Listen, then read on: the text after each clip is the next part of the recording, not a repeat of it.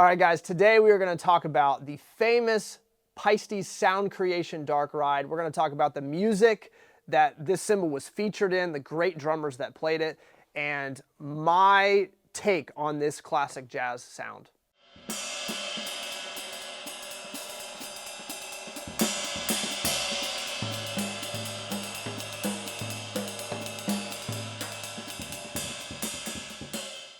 So I'm a huge fan of Jack DeJohnette, I'm a huge fan of Al Foster, and I'm more recently a huge fan of Paul Motian.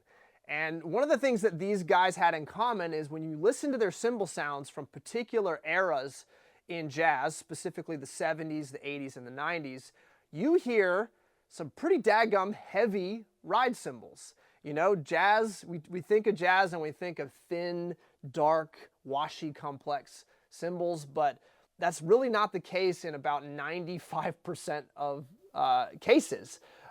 Jazz drummers have always used medium weight and sometimes even heavy weight cymbals to get their sound in acoustic jazz environments.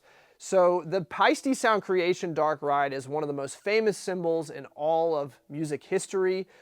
It was developed in the 70s, and there was a drummer that Paiste hired that really pushed for this cymbal design because he wanted to get a ride in the hands of certain jazz drummers that were looking for a sound that didn't exist at the time. I have a Paiste sound creation dark ride, but it is not one of the more coveted ones. This is one that's labeled New Dimensions, which means it's from the mid to late 80s, kind of into the early 90s. The ones that were made in the 70s up until I believe the early 80s are much more coveted, and there's a different design that Paiste was utilizing to get the sound. It's a weird one. It's wild. The shape, you know, from a standpoint of a cymbal maker like myself, the shape doesn't make sense. It's all wrong in all the worst ways, but it's actually not. It's actually kind of amazing. And the way they design these cymbals, utilizing a weird shape, utilizing the amount of mass and weight that's on the cymbal, just creates a very, very interesting vibe.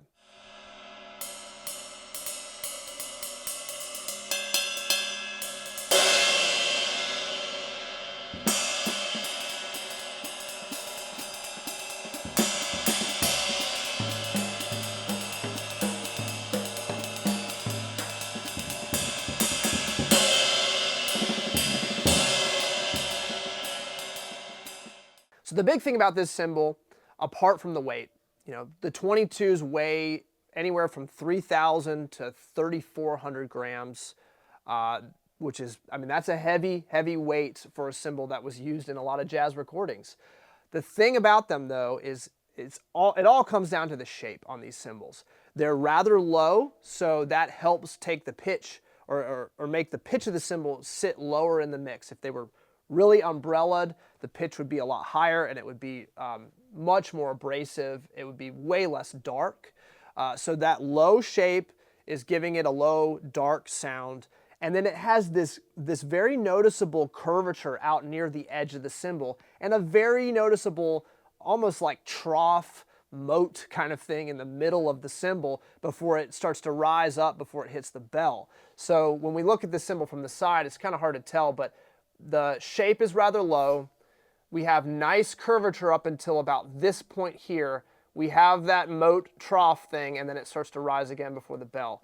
Now what this does, this kind of shape, if this cymbal was, you know, 500 to 800 grams thinner, it would hum and honk horribly. Barking seals would be screaming at you, and it would be a basically unusable cymbal. It would be more of an effects cymbal, really, because it would be it'd be way too much when you're trying to drive the band or have a clear sense of time.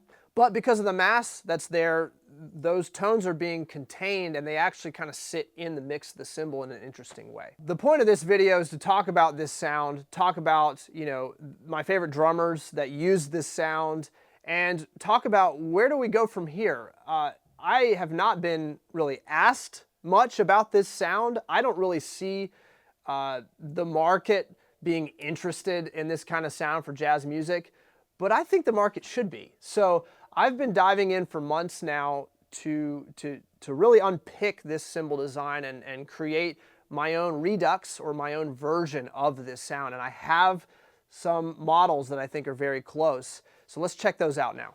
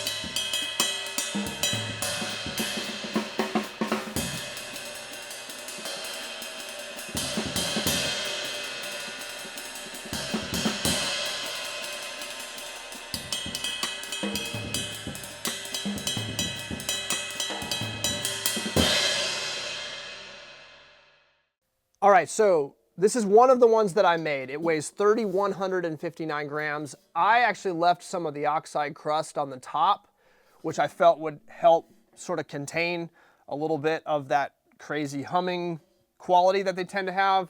And mine is very hard to tell, but mine has a more noticeable kind of dip, trough, moat thing in the center of the cymbal.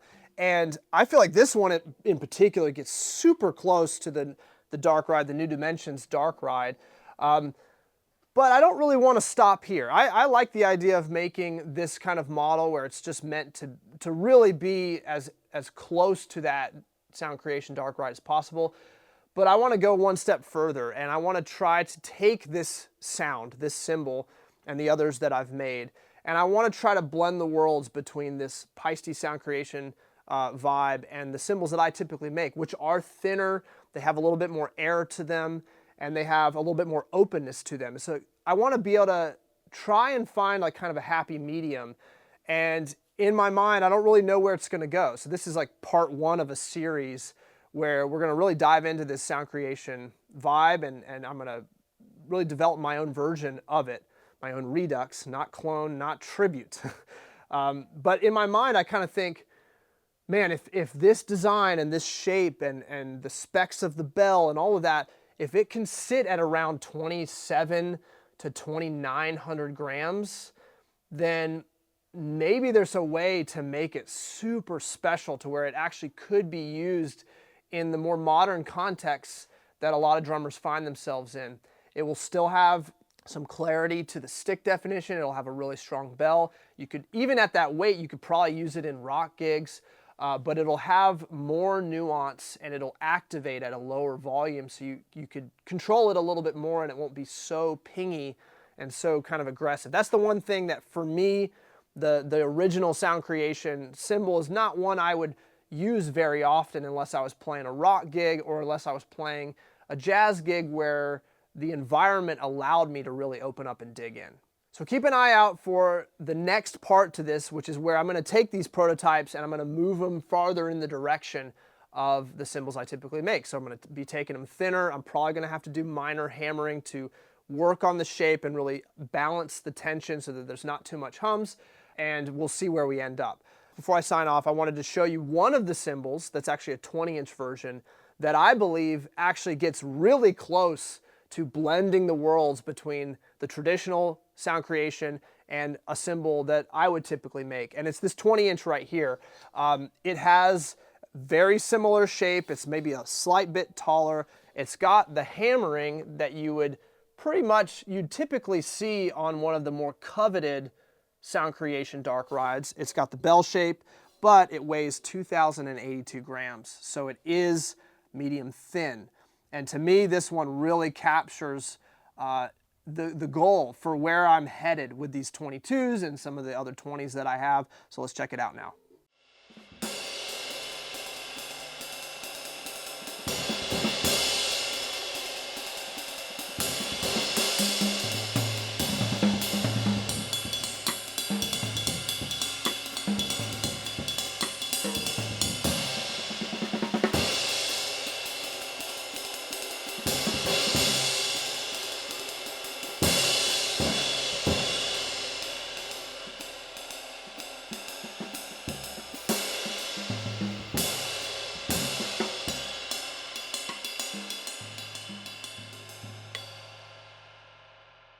Haven't, please go check out the ECM jazz recordings of the 70s.